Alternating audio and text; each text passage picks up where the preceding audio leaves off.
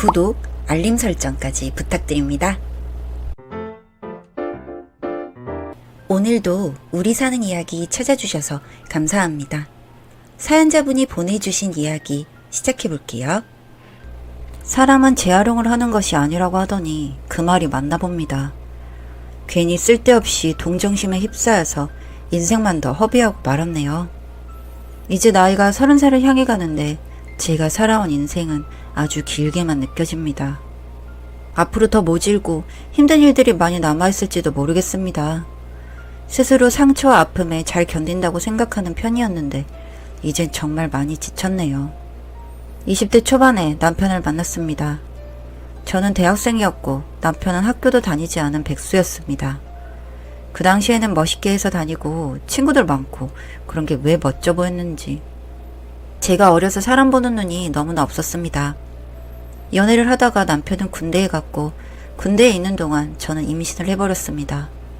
솔직히 너무 어린 나이고 부모님에게 얘기하기도 겁이 나서 지우려고 했습니다. 그러나 남편은 꼭 본인이 책임을 지겠다며 제발 믿어달라고 절 설득했습니다. 현실적으로 아이를 낳아 기르는 것이 힘들다는 것을 알고 있었지만 저도 제 안에 있는 생명을 쉽게 외면할 수가 없었기에 믿었습니다. 믿고 싶었습니다. 거의 집에서는 저를 미친년이라고 강제로 병원에 데려가려고 했지만 결국 제 뜻을 꺾지 못했고 아버지는 인연을 끊는다 하셨습니다. 엄마 또한 엄청나게 절 원망했지만 나중에는 제 편이 되어주셨습니다. 자그마한 원룸에서 시작한 살림살이는 소꿉놀이처럼 처음엔 즐거웠습니다. 눈을 동그랗게 뜨고 저를 쳐다보고 있는 아이를 보자면 신기해서 남편과 깔깔 웃기도 하고 엎어주지 않으면 잠도 잘 안 자는 아이 때문에 엎드려 선잠을 청해도 그게 다 추억이 되고 즐거움이 되리라 생각하며 긍정적으로 살았습니다.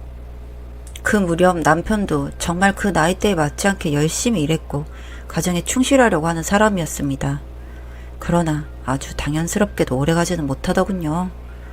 너무나 젊은 사람이었기에 친구가 너무 좋았고 이제 여자라고는 저 하나 바라보고 살아야 한다는 것에 조금 힘들어하는 듯 보였습니다. 저도 애엄마가 되니 살도 트고 살도 찌고 피부는 푸석푸석한 것이 관리를 제대로 못 받는 것이 그대로 드러났습니다. 그런 저에게 남편은 관리 좀 하라며 면박을 주곤 했는데 스트레스를 많이 받았습니다. 자꾸 그런 소리를 들으니 내가 나를 봐도 미운 상태가 되더군요. 점점 집에 안 들어오는 날이 잦아지고 제대로 된 결혼식을 못했기에 혼인신고한 날을 결혼기념일이라고 둘이 정했었는데 딱 1년이 되던 날 친구들과 술 먹는다고 집에 들어오지 않았습니다. 저 또한 화가 많이 난 상태였고 정말 3일 동안 말도 안 하고 지냈는데 남편이 먼저 저에게 얘기를 하더군요. 이제 너랑 그만 살고 싶다고요. 화를 풀어주고 저를 달래주기를 바라고 한 행동이었는데 제 예상과는 너무나도 다른 답이 돌아와 많이 당황스러웠습니다.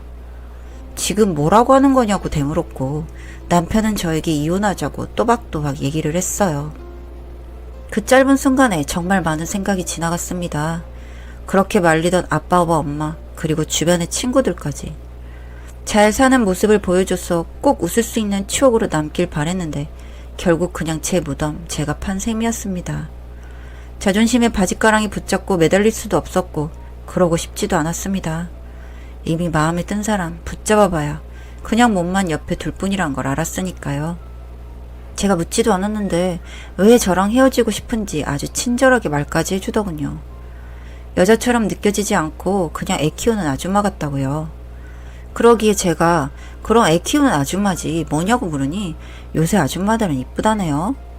뭐 어떻게 관리라도 받도록 돈이라도 잘 벌어오던지 겨우겨우 먹고 사는 입장에 저한테 처녀 때와 같은 모습을 바라니 마음에 찰리 만무했습니다. 그렇게 얼마 뒤 이혼했습니다. 도저히 부모님한테 말하지도 못하고 그냥 그렇게 살았습니다. 당장 한 달에 50만 원씩 받기로 하고 저도 집에서 할 수 있는 일은 무엇이든지 했습니다. 다행히 고등학교 때부터 컴퓨터를 좀 배운 터라 집에서 간단한 포토샵 작업을 해주며 돈을 벌 수 있었고 성심성의껏 작업해주고 시간까지 엄수하다 보니 단골도 좀 늘릴 수 있었습니다. 저를 보겠다고 찾아온 엄마에게는 사실대로 말했습니다. 엄마는 노발대발하며 당장 그놈 죽이러 간다고 난리가 났고 억지로 말린 뒤 제 계획을 말해드렸습니다. 지금은 아빠한테 알리지 말고 조금 더 시간이 지나고 나도 좀 어느 정도 자리를 잡게 되면 그때 말하고 싶으니 제발 비밀을 지켜달라고요. 엄마는 고민 끝에 알겠다고 했고 너무 오랫동안은 안 된다고 했습니다. 아빠도 가족이고 알아야 할 권리가 있으니 너무 시간이 지난 뒤에 알게 되면 상처가 클 거라고요. 명심하겠다고 하고 돌려보냈습니다. 명절 때마다 이런저런 핑계를 대며 피했고 가끔 아이를 데리고 친정에 가면서 의심의 눈초리를 피했습니다. 그 부분에 대해서는 남편에게도 동의를 구한 상태였죠. 본인도 저희 아빠가 알면 난리 나는 것을 알고 있으니 알겠노라 했던 거고요. 그렇게 2년이라는 시간을 보냈습니다. 아이가 어린이집 갈 수 있을 그 시점이 되었을 때부터 저는 오전에는 아르바이트를 하고 저녁에는 집에서 컴퓨터 작업을 하며 정말 악착같이 살았습니다. 그쯤에 그놈이 양육비를 2달째 안 보내기에 정말 연락하기는 싫었지만 전화를 걸었습니다. 아무리 문자를 해도 읽고 답장을 안 하기에 답답해서였죠. 겨우 전화를 받더니 요즘 많이 힘들었다고 하면서 미안하다고 하더군요. 네 사정은 내 알 바 아니고 내 자식이지만 네 자식이기도 하니 앞으로 제대로 양육비 보내라고 소리 지르고 끊었습니다. 그렇게 한 달 잘 보내는가 싶더니 다음 달에 또 무소식이길래 정말 소송이라도 해야 정신 차리냐고 또 전화를 해서 겁을 줬더니 만나서 얘기하자고 하더군요. 다음날 만나서 돈 가지고 오라고 했습니다. 그러니 아이도 너무 보고 싶고 지난 날들이 후회가 된다며 제발 한 번만 받아달라고 빌기에 쓸데없는 소리 하지 말라고 했습니다. 그러자 앞으로 정말 열심히 살 거고 철없는 그때의 본인은 없다고 하며 이제 놀 만큼 놀아보니 가족의 소중함을 느낀다며 사탕발림을 하기에 그냥 양육비나 제때 보내라 하고 자리를 일어섰습니다.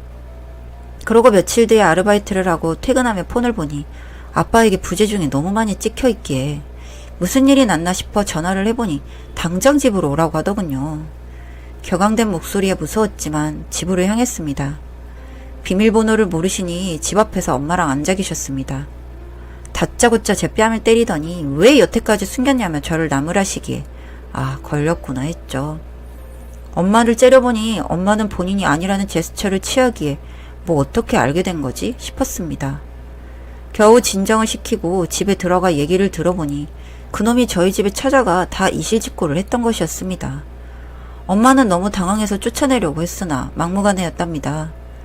정말 지난 날들을 반성한다며 때리시면 맞고 진짜 제대로 다시 살아보고 싶다고 무릎 꿇고 빌었다더군요. 아빠가 때리는 거 다 맞고도 죄송하다면서 사죄를 하고 잘하겠다고 하는 거 겨우 돌려보냈다고 했습니다.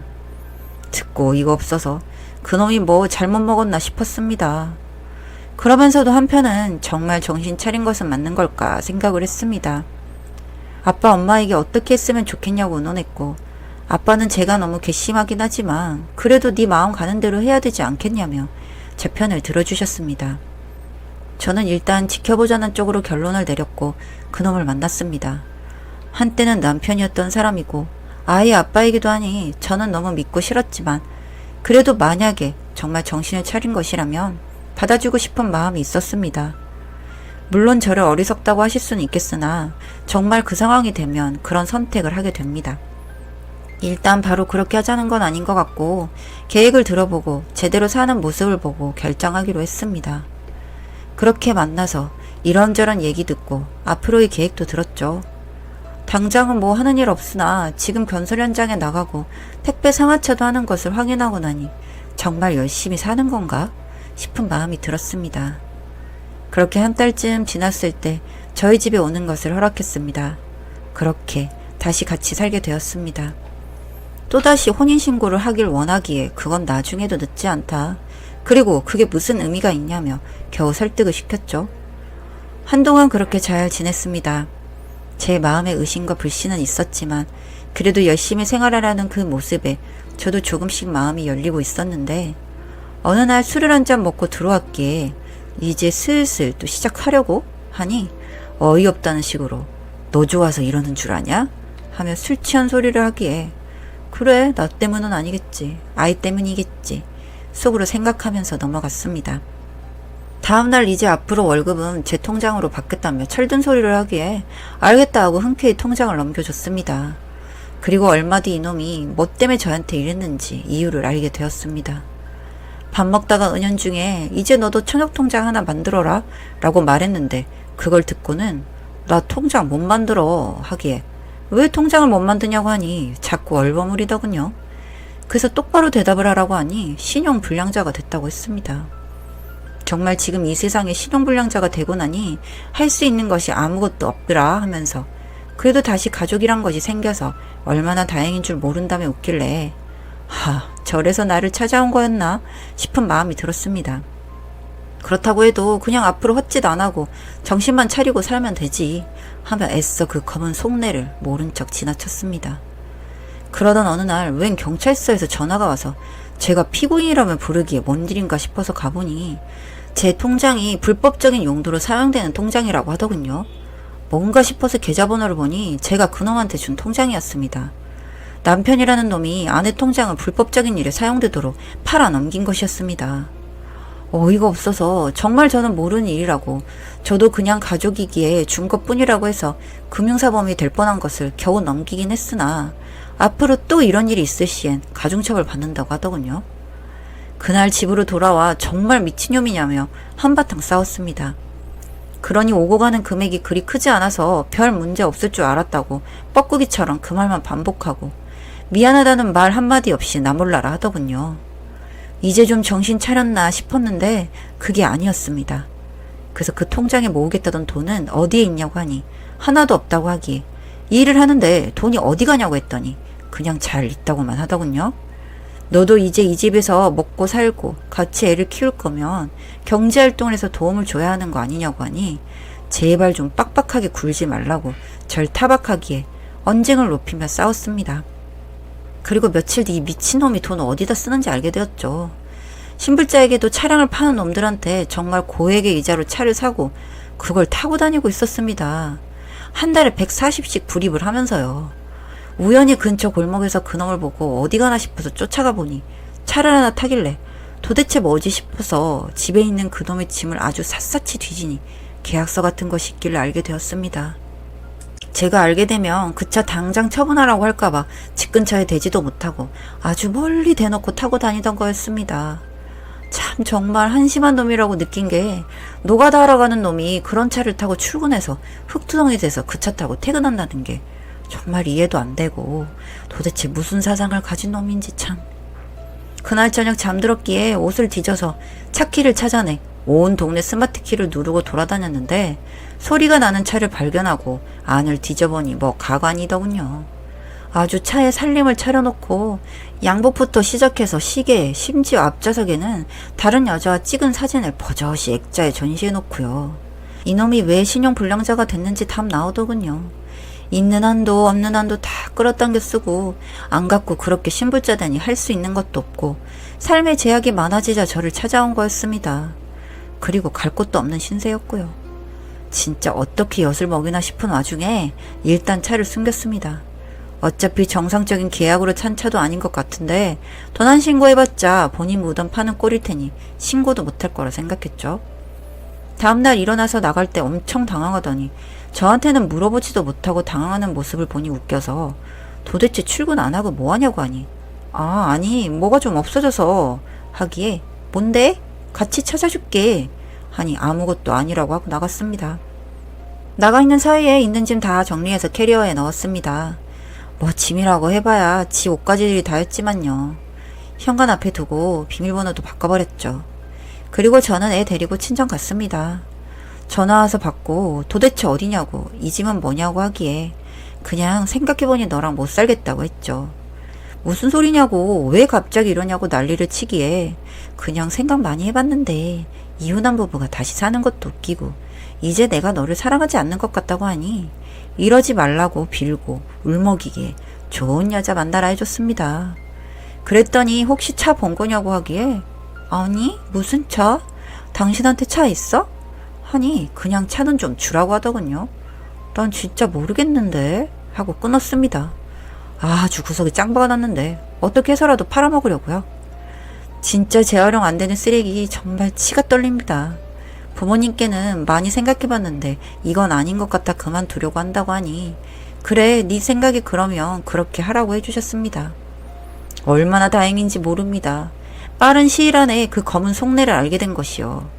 괜히 마음의 상처만 더 생겼지만 그래도 천만 다행이다 생각하고 살려고 합니다. 참 제가 어리석어 많은 비난을 받을 수도 있겠지만 그래도 정말 열심히 살고 있는 저에게 많은 격려해 주시면 좋겠습니다. 사연은 여기까지였고요. 우리 사는 이야기 시청해 주셔서 감사합니다.